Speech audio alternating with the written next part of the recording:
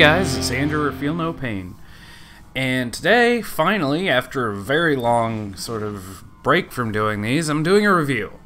And this is on Marvel Heroes. Marvel Heroes 2015, as they're calling it now. It actually came out in 2014, and it's a free-to-play MMO. I seem to be doing a lot of these, but these sort of like free-to-play games.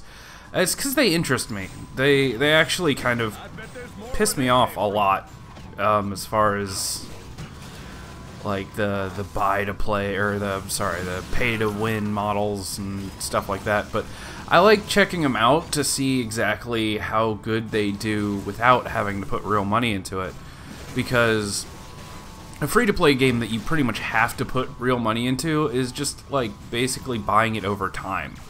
And personally, if I'm gonna do that, I'd rather just buy the game for 60 bucks or 40 or whatever it is and have everything. So yeah, I thought I'd do this one. Age of Ultron just came out in theaters, so I figured Marvel was kind of a good fit.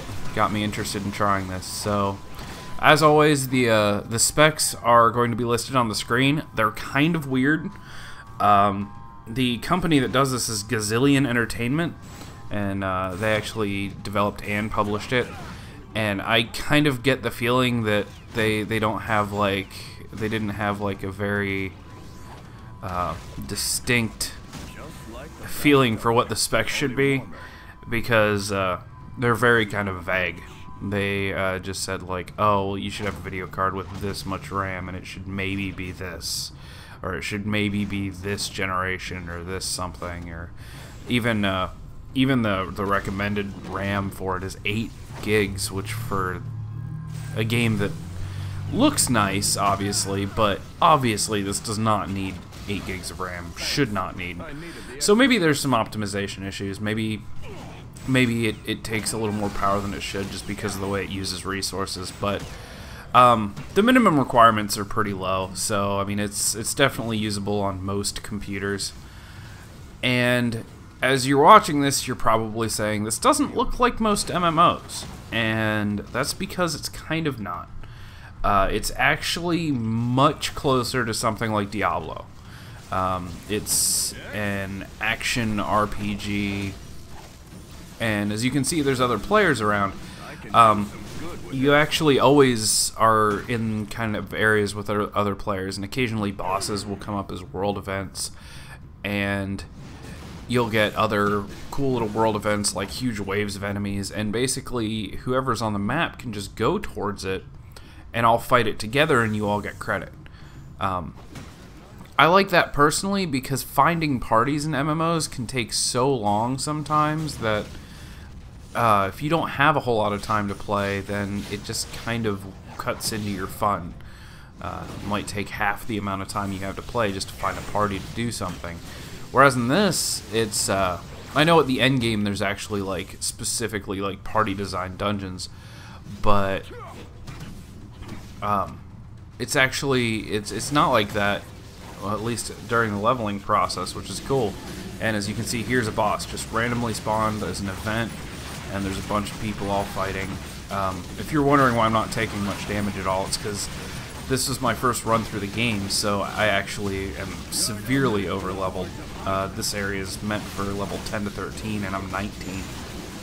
And part of that is because they have, I think it's because of Age of Ultron coming out, they have a XP boost, like 50% XP boost, for all Avengers characters, which, oddly enough, are the 6 characters that you get to choose from at the beginning for free.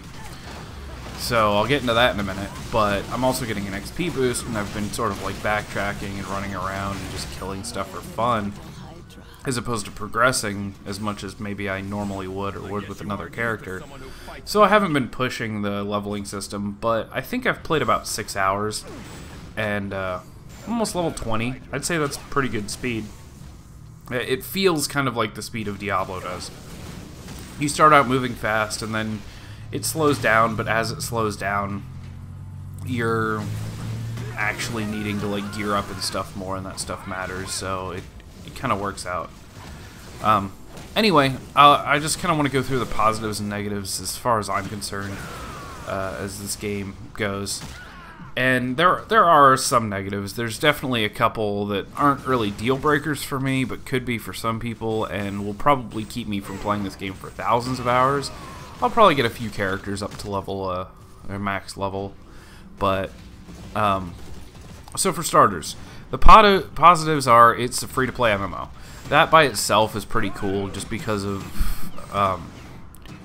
you know, not everyone wants to throw $60 at an MMO and then pay a sub fee and, you know, drop literally $200+ over the course of a year into it.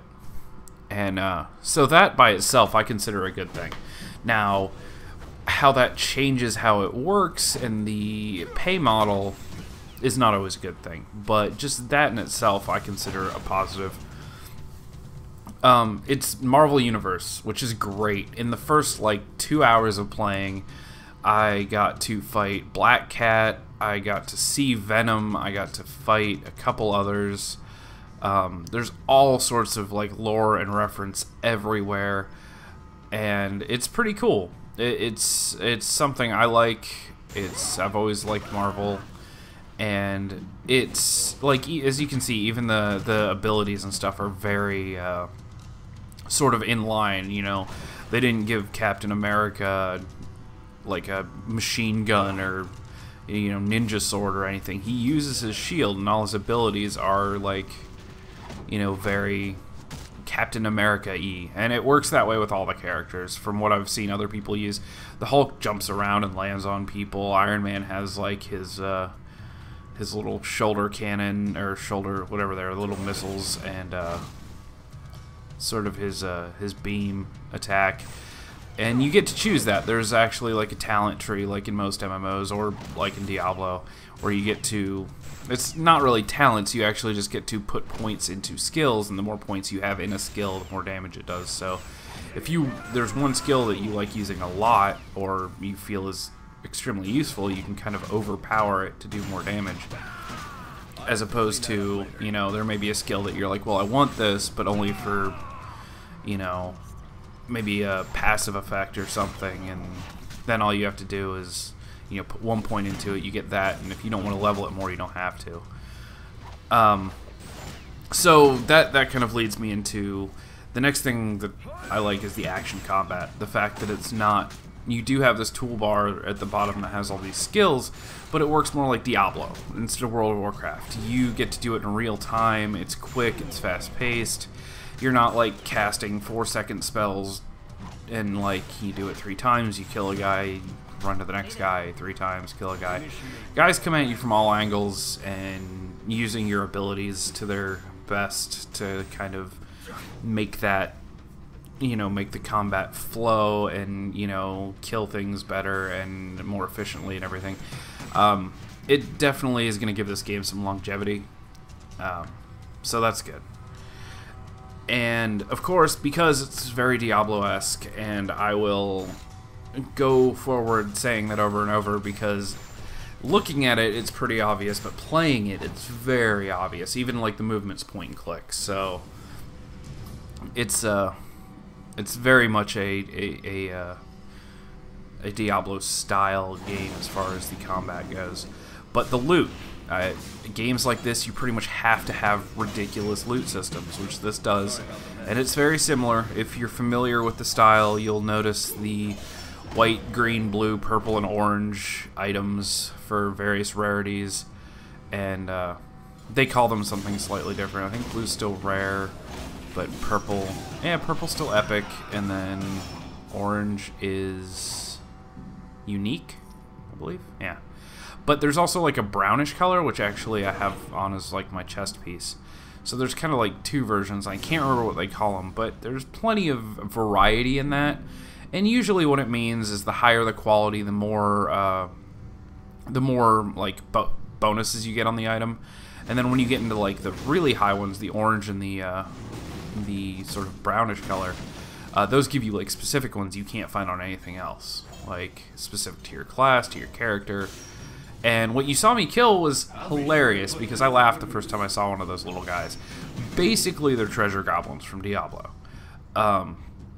I know similar things like that are in a lot of these kind of games, but when I first saw one of those, I was like, okay, there's no mistaking it. This is where they got their sort of, you know, this is where they got their idea from. This is how they wanted it to be. So I started playing it like a Diablo game and less like an MMO, and I had more fun. I realized I could just run around and just annihilate huge groups and stuff like that, and I started gearing up, sort of looking at things that way, and it works really great. And obviously, because it's the Marvel Universe, there's also a great story. It may not be the deepest story in any game ever, but it's a lot of lore, it's a lot of really cool stuff, especially for someone like me who never really hugely got into Marvel game or like Marvel comic books. The stuff I know is kind of limited, so it's cool getting a little extra knowledge as I go and learning more about the characters. So that's pretty much the positives, and it's pretty much the positives I'd have to say about any game of this style, as long as it was done well, and this one is. So as far as the negatives go, I'm not going to say it's pay to win, because I feel it's very similar to like Neverwinter, which I reviewed a while back, in the fact that it's kind of grindy if you don't put real money into it, but I'm okay with that, especially with a game like this. A game like Diablo's grindy as hell, and you have to pay for that game, you have to buy the game. So, in a game like this, I don't mind it being grindy nearly as much. However, the one thing that really bothers me is that the one thing that you can't kind of like grind for these special like marks or items or whatever to unlock things is bank storage. That's the one thing you actually have to put real money into to upgrade, and I read some reviews that were like, trust me, you're going to want to upgrade, and I was like, well, you know, it's whatever, because the bank space you start with is like, I don't know, about 40 slots, and I was like, I'm not going to need to upgrade, this is fine.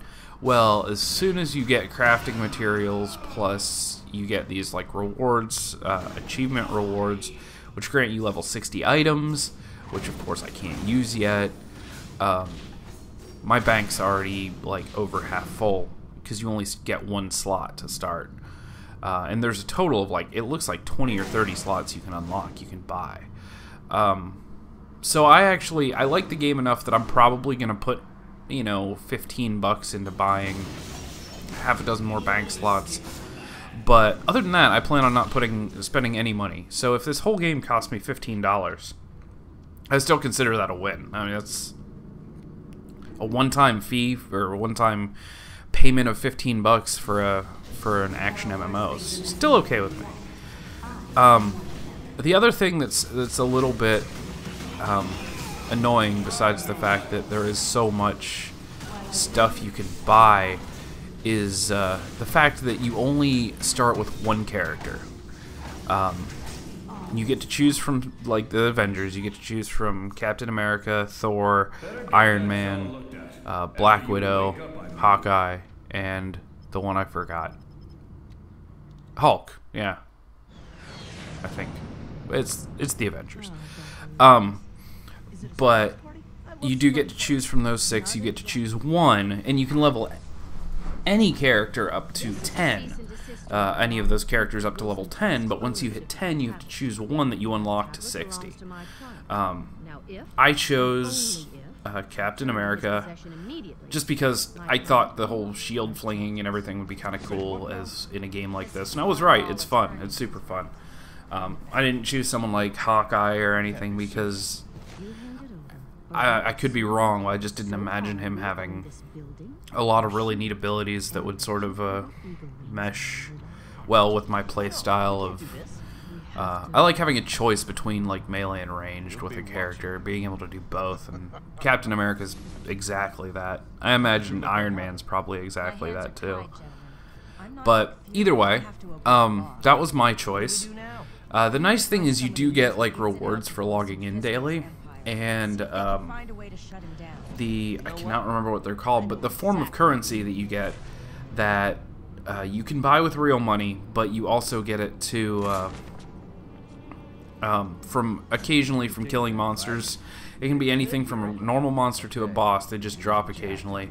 They're these little shards, and for 175 of those shards, you can unlock a random character. You basically get a token to unlock a random character unlock token.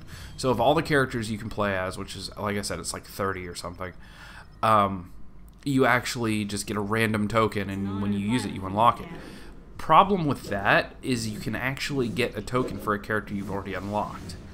So the other option is you can outright buy characters with these shards for a little bit more. I think the character buys range anywhere from like 200 to maybe even 600 of these shards. So if you want to take risks, you can actually get characters faster. And if you don't, if you'd rather just get like one character at a time, you can buy the character outright. With these shards, you can also buy, they're called team-up characters, which is basically a secondary character that has, as you can see on the screen, the team-up hero. I have Groot. I bought Groot for 200 of these shards, and he gives you, you can call him out, and he gives you bonuses for what you equip him with, what skills you give him, or in my case, I've got it set so that he gives me bonuses while he's not out. So just having him there is good, but I don't actually use him to fight with. But so you can choose your playstyle that way. It's kind of like having a companion in Diablo, and like I said, I know I keep referencing it, but it's kind of hard not to when so many things remind me of it. So you can buy those. You can buy team-up heroes. You can buy heroes to play, and the really neat part is I actually did buy Black Widow, Scarlett Johansson, whatever. I actually did, and because I thought it'd be kind of cool to have like this melee assassin type character, or at least I'm assuming. And you can actually switch at any time. You can switch characters whenever you want. You just hit the T key, and you can switch on the fly. Now, if you have multiple characters at max level, that becomes really cool. Time being, it's just basically a way to switch to a different character and not have to go to a character selection menu. But it's still neat. I like the fact that it's there. I like the fact that it's that easy. It's simple. The user interface, once you get a little used to it, is great. Of course, in all games, it takes a little while. But it's really good, and those daily things is actually how I got Groot and Black Widow. The second day you get like 400 of those shards, I think, or 400, and Groot was 200 and Black Widow was 200. So I just bought them, and I figure if I ever get tired of Captain America, I can switch to Black Widow for a while. I think I've already got a bunch of shards saved up again, like 50 or so. So once I level them a little bit, I might have enough for another character. And it seems like it snowballs at a pretty good rate to where you can unlock characters and get things. Now, this is kind of a first impressions. Like I said, I've only played it 6 hours, so I'm not going to pretend to know what happens at the end game. But the ability to play multiple characters in a decent time frame to max level and gear up fine, and I mean, I've gotten purples and oranges and all these crazy items.